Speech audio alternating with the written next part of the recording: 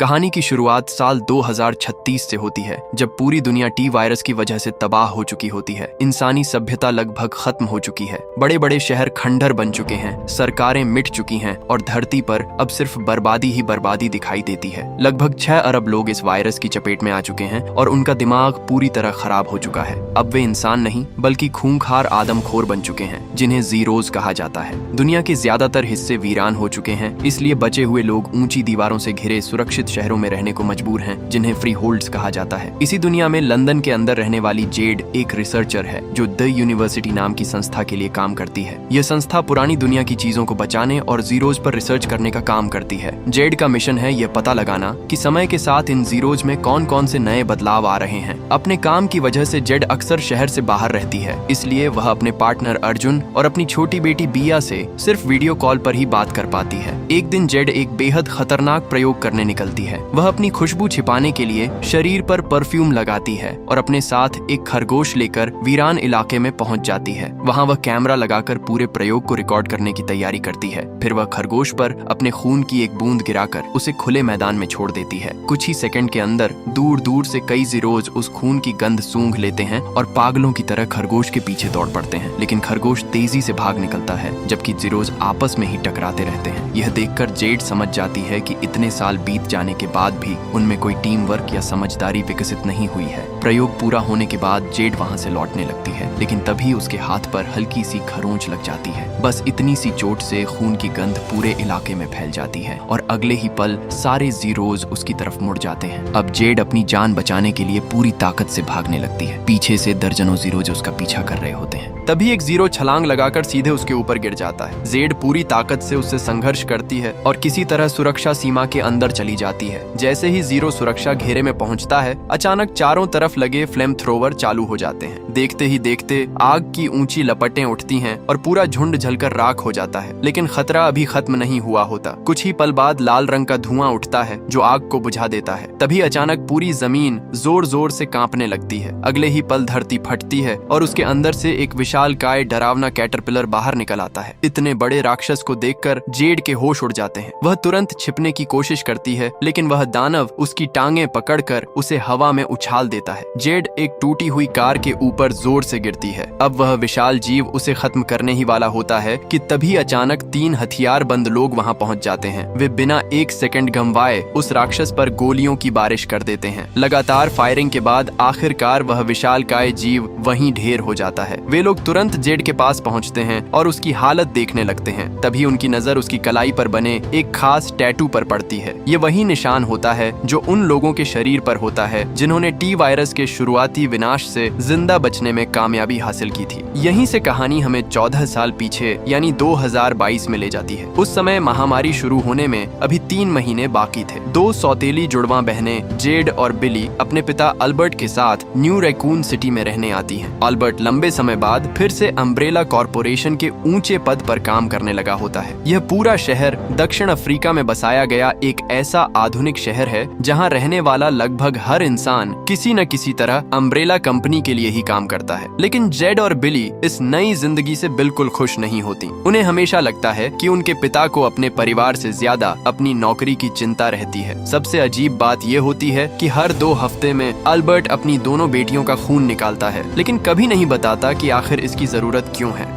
चोरी छिपे वह खून की जांच करता है और फिर उसी खून से बनी एक दवा अपने शरीर में इंजेक्ट कर लेता है। साफ दिखाई देता है कि अल्बर्ट किसी बड़े राज को दुनिया से छिपा रहा है। अगले दिन स्कूल में बिली अकेली बैठी होती है। तभी एक लड़की टैमी उसके पास आती है। पहले तो वह दोस्ती का नाटक करती है, लेकिन कुछ ही देर में उसका मजाक उड़ाना शुरू कर देती है। गुस्से में बिली उसे गलत इशारा कर देती है, जिसके बाद दोनों के बीच जमकर लड़ाई हो जाती है। आखिरकार एक टीचर आकर दोनों को अलग करता है। दोनों बहनें घर लौटती हैं। जेड अपनी बहन का हौसला बढ़ाने की कोशिश करती है, लेकिन तभी उन्हें पता चलता है कि उनकी लड़ाई का वीडियो सोशल मीडिया पर वायरल हो चुका है। अब पूरे स्कूल में बिली का मजाक बनाया जा रहा होता है। उधर अम्ब्रेला कॉर्पोरेशन में अल्बर्ट को एक खुफिया वीडियो दिखाया जाता है। इसमें तिजुआना में हुए एक खतरनाक प्रयोग की रिकॉर्डिंग होती है, जहां अचानक हिंसा फैल गई थी। इस हादसे में कई लोग घायल हुए और कुछ की मौत भी हो गई। कंपनी ने इस पूरी घटना को दुनिया से छिपा दिया है, लेकिन वीडियो देखकर अल्बर्ट के चेहरे का रंग उड़ जाता है। उसे एहसास हो जाता है कि वही डरावनी घटना एक बार फिर दोहराई जा रही है। इसी बीच स्कूल में एक और घटना हो जाती है। टैमी वॉशरूम में अकेली होती है, तभी कोई रहस्यमयी शख्स अजीब सा मास्क पहनकर उसके सिर पर हमला कर देता है। कुछ देर बाद प्रिंसिपल बिली को क्लास से बाहर बुलाता है, क्योंकि वही मास्क उसके लॉकर से मिला होता है। सारे सबूत उसी के खिलाफ होते हैं और हर कोई उसे ही दोषी मान लेता है, लेकिन सच्चाई कुछ और होती है। असल में यह सब जेड ने किया था। वह चाहती थी कि स्कूल में उसकी बहन कमजोर नहीं बल्कि खतरनाक दिखाई दे। मामला इतना बढ़ जाता है कि दोनों परिवारों की मीटिंग बुलाई जाती है। टैमी का पिता बिली पर कानूनी कार्रवाई करने की धमकी देता है और उसे मानसिक रूप से बीमार तक कह देता है। तभी अल्बर्ट वहां पहुंचता है। वह अपने ऊंचे पद और ताकत का इस्तेमाल करते हुए टैमी के पिता को साफ चेतावनी देता है कि अगर उसने यह मामला आगे बढ़ाया तो उसकी नौकरी ही नहीं बल्कि उसका पूरा करियर खत्म हो जाएगा। डर के मारे टैमी का पिता तुरंत अपने शब्द वापस ले लेता है और अपनी बेटी से भी बिली से माफी मंगवा देता है। अल्बर्ट को लगता है कि उसने एक अच्छे पिता होने का फर्ज निभाया है, इसलिए वह बिली को अपने ऑफिस में साथ लंच करने का न्योता देता है। स्कूल खत्म होने के बाद बिली पहली बार अम्ब्रेला कॉर्पोरेशन के अंदर जाती है। वहाँ वह कंपनी की कई रहस्यमयी परियोजनाएं देखती है। कहीं अत्याधुनिक मेडिकल मशीनें बनाई जा रही होती हैं, तो कहीं एक होलोग्राम भालू लोगों को दवाइयों का प्रचार करता दिखाई देता है। लेकिन कुछ ही देर बाद उसकी नजर एक ऐसी चीज पर पड़ती है जिसे देखकर उसके कदम वहीं रुक जाते हैं। एक गाड़ी के अंदर कई घायल खरगोश पड़े होते हैं, जिन्हें प्रयोगशाला की तरफ ले जाया जा रहा होता है। उन्हें देखकर बिली समझ जाती है कि अम्ब्रेला अपने खतरनाक प्रयोगों के लिए मासूम जानवरों का इस्तेमाल कर रही है। उसी शाम वह जेड से कहती है कि उन्हें किसी भी कीमत पर अम्ब्रेला के अंदर घुसकर इन खतरनाक प्रयोगों के सबूत इकट्ठा करने होंगे। रात होते ही दोनों बहनें चुपचाप अपने पिता अल्बर्ट का सामान लेकर घर से निकल पड़ती हैं। अम्ब्रेला के ऑफिस पहुंचने के बाद वे बड़ी चालाकी से सुरक्षा व्यवस्था को धोखा देती हैं। अल्बर्ट की रिकॉर्ड की हुई आवाज से वे वॉइस स्कैन पार कर लेती हैं और उसके की कार्ड की मदद से सीधे उस गुप्त लैब तक पहुंच जाती है, जहां आम लोगों का जाना पूरी तरह मना होता है। अंदर पहुंचते ही बिली अपने कैमरे से पिंजरों में कैद जानवरों की रिकॉर्डिंग शुरू कर देती है। वहीं दूसरी तरफ जेड अंदाजा लगाती है कि उनके पिता शायद हर जगह एक ही पासवर्ड इस्तेमाल करते होंगे। वह अल्बर्ट का कंप्यूटर खोलने में कामयाब हो जाती है। कंप्यूटर खुलते ही उसके सामने वही खौफनाक वीडियो आ जाता है जिसमें तिजुआना की घटना रिकॉर्ड होती है। वीडियो में साफ दिखाई देता है कि लोग अचानक हिंसक हो रहे हैं और अम्ब्रेला के हथियारबंद गार्ड उन पर गोलियां चला रहे हैं। अब जेड को समझ आने लगता है कि कंपनी दुनिया से बहुत बड़ा सच छिपा रही है। इसी बीच बिली की नजर एक बंद दरवाजे पर पड़ती है। जिज्ञासा में वह उसे खोल देती है, लेकिन अगले ही पल उस कमरे के अंदर से एक भयानक म्यूटेटेड डॉग बाहर निकल आता है। उसकी आंखों में इंसानियत का नामो निशान नहीं होता। वह सीधे दोनों बहनों पर हमला कर देता है। जेड और बिली अपनी जान बचाने के लिए तुरंत लिफ्ट की तरफ भागती है।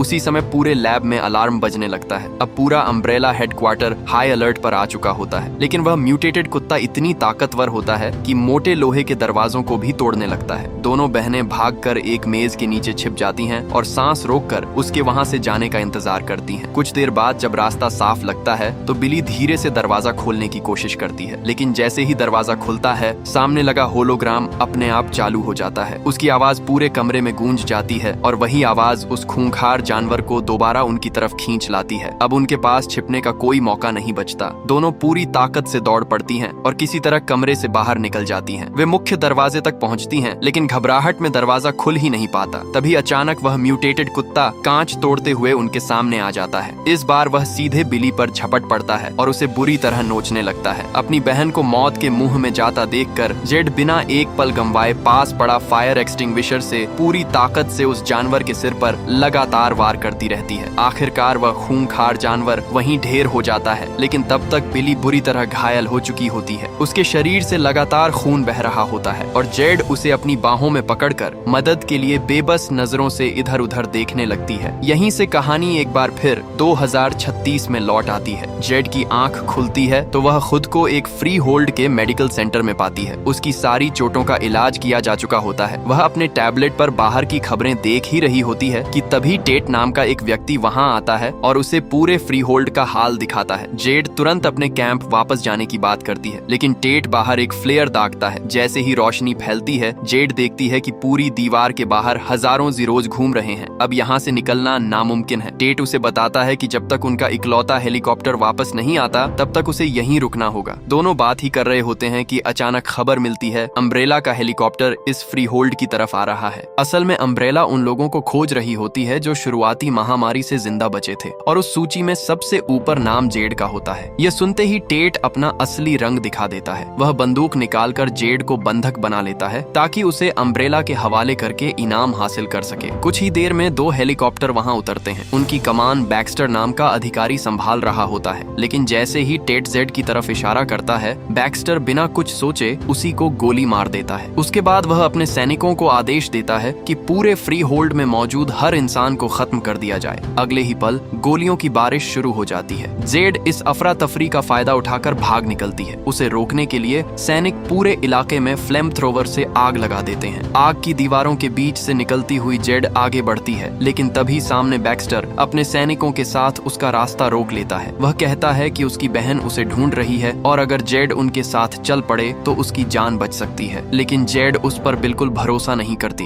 वह ऐसा फैसला लेती है जिसकी कोई कल्पना भी नहीं कर सकता। वह सीधे हजारों ज़ीरोज़ के झुंड के बीच छलांग लगा देती है। किस्मत से वह एक बड़े कूड़ेदान पर गिरती है और फिर जमीन पर लुढ़क जाती है। अब सारे ज़ीरोज़ उसी के पीछे दौड़ पड़ते हैं। बैक्स्टर अपने सैनिकों को आदेश देता है कि ज़ीरोज़ पर गोली चलाते रहो, क्योंकि जेड किसी भी हालत में जिंदा चाहिए। भागते भागते जेड एक दीवार के पीछे छिप जाती है। बैक्स्टर आखिरी बार उसे सरेंडर करने का मौका देता है, लेकिन तभी एक आदमी अपनी कार लेकर वहां पहुंच जाता है। जेड मौके का फायदा उठाती है और ज़ीरोज़ को धक्का देकर कार की छत पर चढ़ जाती है। कार तेजी से बाहर निकलने लगती है, लेकिन मैन गेट पर पहुंचकर ड्राइवर अचानक ब्रेक लगा देता है, क्योंकि ऊपर लगे नुकीले स्पाइक्स से जेड की मौत हो सकती थी। अगले ही पल वह बंदूक निकालकर जेड पर तान देता है। वह साफ कहता है कि जेड की वजह से उसकी जान भी खतरे में पड़ गई है। जेड उसे साथ मिलकर भागने के लिए मनाने की कोशिश करती है, लेकिन तभी ऊपर से दर्जनों ज़ीरोज़ कार पर कूद पड़ते हैं। ड्राइवर कुछ देर तक मुकाबला करता है, लेकिन आखिरकार ज़ीरोज़ उसे जिंदा ही नोच डालते हैं। जेड चाहकर भी उसे बचा नहीं पाती।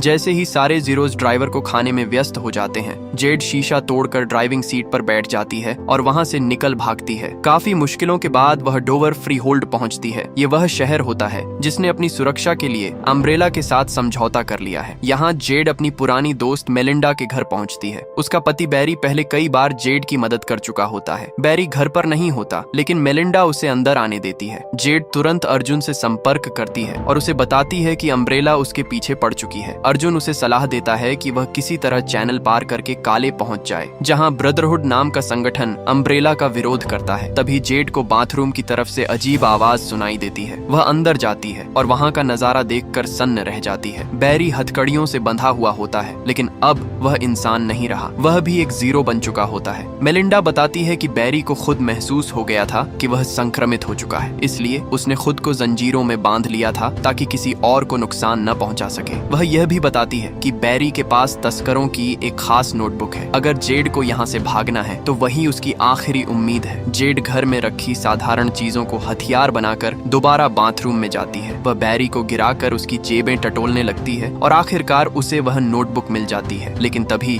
बैरी की कलाई टूट जाती है और वह हथकड़ियों से आजाद हो जाता है। अब वह सीधे मेलिंडा पर हमला कर देता है। जेड बिना देर किए पीछे से वार करती है और इस बार हमेशा के लिए बैरी का अंत कर देती है। जेड वहाँ से निकल जाती है, लेकिन उसके जाने के कुछ ही देर बाद बैक्स्टर अपने सैनिकों के साथ उसी घर पहुंच जाता है और मेलिंडा से जेड के बारे में पूछताछ शुरू कर देता है। दूसरी तरफ जेड एक स्थानीय शराबखाने में बैरी के पुराने तस्कर साथी से मिलती है। वह अपनी शादी की अंगूठी देकर सीमा पार जाने की कोशिश करती है, लेकिन तस्कर कहता है कि पहले बैरी का पुराना कर्ज चुकाना होगा। जब कोई रास्ता नहीं बचता तो जेड चुपके से एक शराबी आदमी का टिकट चुरा लेती है। शाम होते ही वह फेरी का इंतजार करने के लिए बंदरगाह पहुंचती है, लेकिन तभी बैक्स्टर और उसके सैनिक वहां भी पहुंच जाते हैं। आते ही तस्कर को गोली मार देते हैं। उसी समय आसमान में उड़ रहा एक ड्रोन पूरे इलाके पर गोलियां बरसाने लगता है। बंदरगाह पर भगदड़ मच जाती है। जेड भी भागते हुए जमीन पर पड़ी एक बंदूक उठा लेती है और छिपने की कोशिश करती है। तभी उसकी नजर एक डरे हुए छोटे बच्चे पर पड़ती है। वह उसे अकेला छोड़ने के बजाय अपनी गोद में उठाती है और पास के एक गोदाम में ले जाकर छिपा देती है। कुछ ही देर में बैक्स्टर के सैनिक लगभग हर इंसान को या तो मार चुके होते हैं या पकड़ चुके होते हैं। फिर भी बैक्स्टर को पूरा यकीन होता है कि जेड अभी भी यहीं कहीं छिपी हुई है। तभी गोदाम का दरवाजा खुलता है। जेड तुरंत हथियार तान देती है, लेकिन सामने उस बच्चे के माता पिता खड़े होते हैं। वे शराब की बोतलें तस्करी करके काले पहुंचना चाहते हैं ताकि वहां नई जिंदगी शुरू कर सकें। जेड उनके साथ हाथ मिलाने का फैसला करती है और चैनल टनल के रास्ते भागने की तैयारी शुरू कर देती है। इसके बाद कहानी हमें फिर से 2022 में ले जाती है, जहाँ बुरी तरह घायल बिली को होश आता है। जेड उसे सहारा देकर दूसरे कमरे में ले जाती है और उसके गहरे घाव को देखकर घबरा जाती है। उसी समय अल्बर्ट वहां पहुंच जाता है। वह तेजी से बिली के जख्म पर पट्टी बांधता है और दोनों बहनों को तुरंत पिछले दरवाजे से भाग जाने के लिए कहता है। वह उन्हें सख्त चेतावनी देता है कि वे किसी भी हालत में अस्पताल न जाएं। दोनों बहनें वहां से निकल जाती हैं और उनके जाते ही अल्बर्ट सबसे पहले लैब के सिक्योरिटी कैमरे बंद कर देता है ताकि किसी को यह पता न चल सके कि उसकी बेटियां यहाँ आई थीं। इसके बाद वह म्यूटेटेड कुत्ते का खून अपने सिर पर मल देता है, मानो वह किसी बहुत बड़ी साजिश की शुरुआत करने वाला हो। उधर एम्ब्रेला की सिक्योरिटी टीम आखिरकार लैब में पहुंच जाती है। अल्बर्ट तुरंत पूरी घटना को छिपाने की कोशिश करता है। वह रॉथ और कंपनी की सीईओ एवलिन को बताता है कि किसी साइबर हमले की वजह से लैब का सिक्योरिटी सिस्टम फेल हो गया था, जिससे म्यूटेटेड कुत्ता बाहर निकल आया। लेकिन एवलिन उसकी बात पर पूरी तरह भरोसा नहीं करती। उसे शक होता है क्योंकि अगर यह सचमुच साइबर अटैक होता तो हैकर फिरौती जरूर मांगते।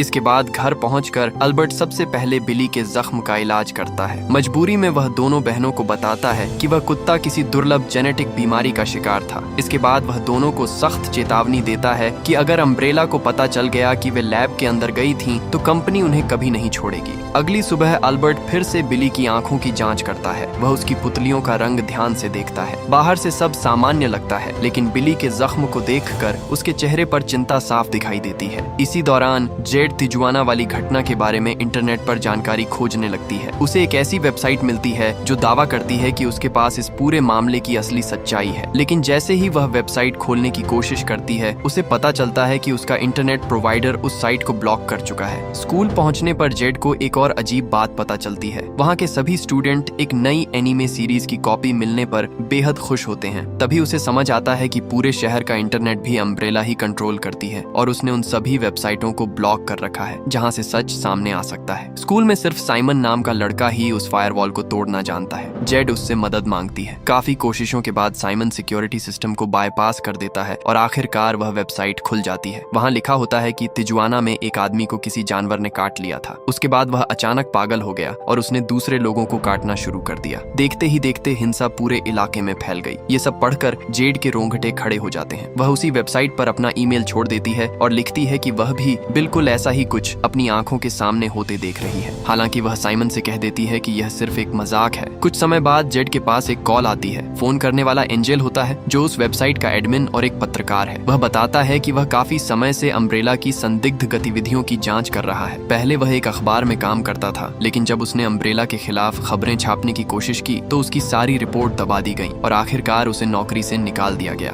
दोनों की बातचीत चल ही रही होती है कि तभी प्रिंसिपल जेड को क्लास में भेज देता है। फोन पर यह सब सुनकर एंजेल जेड का सरनेम पहचान लेता है और उसे पहली बार एहसास होता है कि जेड का संबंध सीधे अम्ब्रेला से है। उधर अपनी गुप्त लैब में अल्बर्ट बिली के खून की जांच करता है और उसका खून एक चूहे के शरीर में डाल देता है। कुछ ही देर बाद अचानक अल्बर्ट का अपना शरीर बुरी तरह कांपने लगता है। वह दर्द से तड़प उठता है। अपनी हालत संभालने के लिए वह जल्दी से बिली के खून का इंजेक्शन खुद को लगा लेता है। इंजेक्शन लगते ही उसकी हालत धीरे धीरे सामान्य होने लगती है। अब साफ हो जाता है कि अल्बर्ट की जिंदगी भी किसी रहस्यमयी बीमारी की वजह से उसी खून पर टिकी हुई है। थोड़ी देर बाद उसकी मुलाकात एवलिन से होती है। एवलिन नई दवा को जल्द से जल्द बाजार में उतारना चाहती है, जबकि अल्बर्ट बार बार उसके खतरनाक साइड इफेक्ट्स के बारे में चेतावनी देता है। जब अल्बर्ट इस प्रोजेक्ट से अलग होने की बात करता है तो एवलिन उसे उसकी असली औकात याद दिलाती है। वह बताती है कि अगर अम्ब्रेला न होती तो अल्बर्ट बहुत पहले मर चुका होता। इतना ही नहीं, उसकी जिंदगी उसकी अपनी बेटियों के खून की वजह से ही चल रही है। घर पर दूसरी तरफ बिली अपने जख्म को आईने में देखती है। अचानक उसकी तबीयत बिगड़ जाती है और वह बाथरूम में जाकर उल्टियां करने लगती है। थोड़ी देर बाद वह अपने पालतू कुत्ते पाब्लो को घुमाने बाहर ले जाती है, लेकिन जैसे ही पाब्लो उसके करीब आता है वह अचानक डर कर जोर जोर से भौंकने लगता है। ऐसा लगता है जैसे वह बिली के अंदर कुछ ऐसा महसूस कर रहा हो जो इंसानों को दिखाई नहीं देता।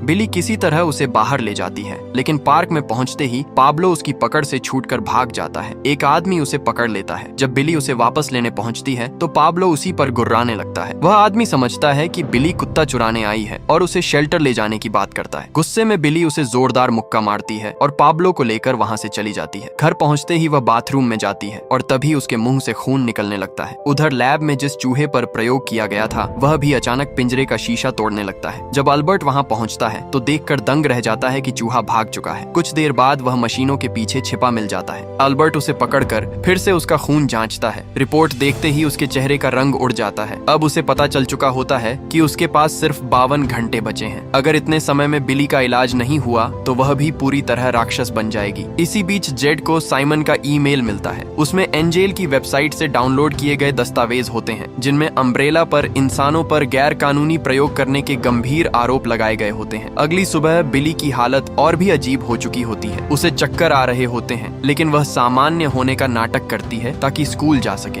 अल्बर्ट जब उसके जख्म को देखता है तो हैरान रह जाता है। घाव उम्मीद से कहीं ज्यादा तेजी से भर चुका होता है। वह मजबूरी में उसे स्कूल जाने की इजाजत दे देता है। स्कूल पहुंचते ही बिली को हर छोटी आवाज असहनीय लगने लगती है। साइमन के स्केटबोर्ड की आवाज तक उसके कानों में हथौड़े की तरह गूंजती है। वह किसी तरह खुद को संभाल लेती है और सबको दवा का असर बताकर बात टाल देती है। उधर अम्ब्रेला में बोर्ड मीटिंग चल रही होती है। अल्बर्ट सभी अधिकारियों को चेतावनी देता है कि उनकी नई दवा भले ही चमत्कार कर सकती हो लेकिन उसमें टी वायरस का एक हिस्सा मौजूद है। अगर कोई इसकी जरूरत से ज्यादा मात्रा ले ले तो उसके शरीर में वायरस तेजी से फैलने लगेगा। इंसान म्यूटेट हो जाएगा और यही बीमारी पूरी दुनिया में फैल सकती है। वह अपने प्रयोग वाले चूहे को इसका सबूत बनाकर पेश करता है लेकिन एवलिन तुरंत उसकी बात काट देती है। वह दूसरा जानवर दिखाती है। एक हिंसक कुत्ता पिंजरे में बिल्ली पर हमला करने ही वाला होता है कि तभी एक खास विजुअल सिग्नल चलाया जाता है। अगले ही पल कुत्ता पूरी तरह शांत हो जाता है और बिल्ली सुरक्षित निकल जाती है। एवलिन दावा करती है कि उनकी दूसरी टीम ने इसी तकनीक का सफलतापूर्वक इंसानों पर भी परीक्षण किया है। अब वह इस दवा को दुनिया के सामने गुस्सा खत्म करने वाली क्रांतिकारी दवा के रूप में बेचने की योजना बना रही होती है। अल्बर्ट इसका विरोध करता है लेकिन एवलिन उसे मजबूर कर देती है ये स्वीकार करने के लिए कि किसी इंसान को ओवरडोज लेने के लिए लगभग 20,000 कैप्सूल एक साथ खाने होंगे। ये सुनकर बाकी अधिकारी भी एवलिन की बात मान लेते हैं। उधर स्कूल में बिली की हालत लगातार बिगड़ती जा रही होती है। कैंटीन का शोर उसके दिमाग में भयानक भ्रम पैदा कर देता है। वह घबराकर वहां से भाग जाती है। क्लास के दौरान अचानक उसकी तबीयत फिर बिगड़ती है। वह भागकर बाथरूम पहुंचती है और जोर जोर से उल्टियां करने लगती है। जब वह आईने में देखती है तो उसे अपना चेहरा नहीं बल्कि खून से लथपथ एक सड़ी हुई लाश दिखाई देती है। लेकिन अगले ही पल उसे एहसास होता है कि यह सिर्फ उसका भ्रम था। उधर साइमन जेड को बताता है कि अम्ब्रेला ने अब अपना फायरवॉल और मजबूत कर दिया है। अगर उसे दोबारा हैक करना है तो एक नया कोड चाहिए होगा। लेकिन साइमन डर चुका होता है। उसे लगता है कि अम्ब्रेला अब उस पर नजर रख रही है। जेड उससे बहस करने लगती है। तभी वहाँ पहुंची बिली अपना आपा खो बैठती है। वह गुस्से में पहले साइमन और फिर जेड पर हमला कर देती है। अगले ही पल उसे अपनी गलती का एहसास होता है और वह वहाँ से भाग जाती है। जेड उसके पीछे दौड़ती है लेकिन रास्ते में उसकी मुलाकात एवलिन से होती है। एवलिन उसे अपनी कार में बैठने का प्रस्ताव देती है। जेड उसके इरादों पर शक करते हुए साफ मना कर देती है। घर लौटने पर जेड अपनी बहन को टूटे हुए कांच के पास बैठा हुआ पाती है। बिली आखिरकार रोते हुए सच बता देती है। वह कहती है कि उसके साथ कुछ बहुत गलत हो रहा है। अब उसे हर आवाज और हर रोशनी असहनीय लगती है। लेकिन हैरानी की बात यह है कि उसके हाथ पर लगा गहरा कट भी उसे बिल्कुल दर्द नहीं देता। जेड अपनी बहन को दिलासा देती है और उसे यकीन दिलाती है कि यह सब शायद दवा का असर है। लेकिन दोनों को नहीं पता होता कि बिली के अंदर टी वायरस धीरे धीरे अपना असली रूप दिखाना शुरू कर चुका है। इसके बाद कहानी फिर से 2036 मई आ जाती है। जेड उस परिवार के साथ अपनी कार में बैठकर चैनल टनल की तरफ निकल पड़ती है। रास्ते में वे एक गुप्त चेक पॉइंट पर पहुंचते हैं जहां एक तस्कर उन्हें आगे जाने की इजाजत देने के बदले पूरी कार और परिवार के सारे गहने मांग लेता है। मजबूरी में वे सब कुछ उसके हवाले कर देते हैं। इसके बाद सभी शरणार्थी कई वैन में बैठकर टनल की तरफ बढ़ने लगते हैं। कुछ घंटों बाद बैक्स्टर भी उसी जगह पहुंचता है। तस्कर उससे कुछ भी बताने से इनकार कर देता है।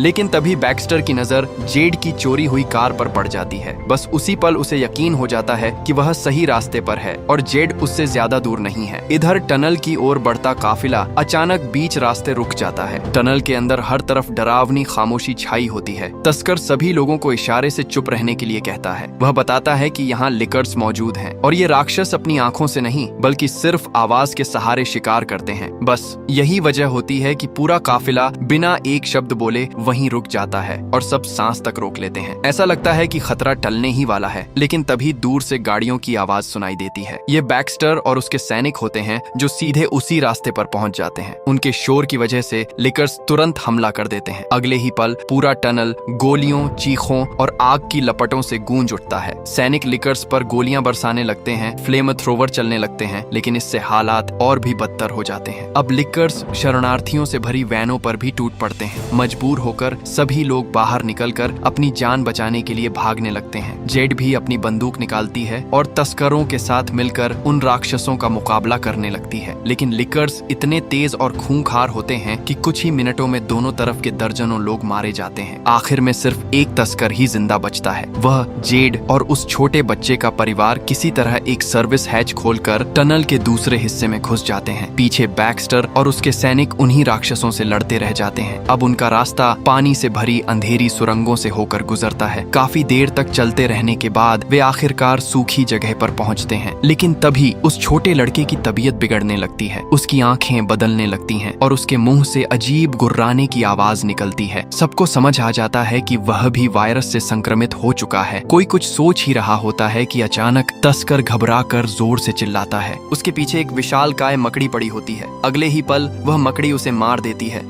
बाकी लोग अपनी जान बचाकर भागते हैं, लेकिन पीछे से उसकी दर्दनाक चीखें सुनाई देती रहती हैं। भागते भागते वे एक जगह छिप जाते हैं, लेकिन मकड़ी उनका पीछा नहीं छोड़ती। उसकी भारी चाल की आवाज लगातार उनके करीब आती जा रही होती है। तभी बच्चे का पिता पास पड़ा एक लोहे का पाइप उठा लेता है। वह अपनी पत्नी और बेटे को भागने का मौका देने के लिए अकेले ही उस राक्षस का सामना करने निकल पड़ता है। वह पूरी ताकत से मकड़ी पर वार करता है, लेकिन उसका हमला उस दानव के सामने बिल्कुल बेअसर साबित होता है। अगले ही पल विशाल मकड़ी उसे बेरहमी से मार देती है। ये देखकर जेड तुरंत फायरिंग शुरू कर देती है, लेकिन कुछ ही सेकंड में उसकी सारी गोलियां खत्म हो जाती हैं। अब उसके पास भागने के अलावा कोई रास्ता नहीं बचता। विशाल मकड़ी लगातार उनका पीछा करती रहती है। जैसे ही वह बिल्कुल करीब पहुंचती है, जेड सही समय देखकर एक भारी लोहे का शटर गिरा देती है। शटर के नीचे दबते ही वह विशाल मकड़ी हमेशा के लिए खत्म हो जाती है। खतरा टलने के बाद बच्चे की माँ एक फैसला सुनाती है। वह कहती है कि चाहे कुछ भी हो जाए, वह अपने संक्रमित बेटे को छोड़कर कहीं नहीं जाएगी। मजबूर होकर जेड अकेले ही अपनी यात्रा आगे जारी रखती है। काफी देर बाद वह सुरंग से बाहर निकलती है, लेकिन बाहर उसका इंतजार कोई और नहीं बल्कि बैक्स्टर कर रहा होता है। दोनों आमने सामने आते ही हैं कि अचानक चारों तरफ से गोलियां चलने लगती हैं। ब्रदरहुड के लड़ाके वहां पहुंच चुके होते हैं। वे बैक्स्टर के सैनिकों पर हमला करके उन्हें बंदी बना लेते हैं, लेकिन जेड को भी वे बैक्स्टर की साथी समझ लेते हैं। उसे भी बेहोश करके अपने साथ ले जाया जाता है और इसी के साथ ये कहानी यही खत्म होती है। अगला पार्ट देखने के लिए कमेंट करना मत भूलना।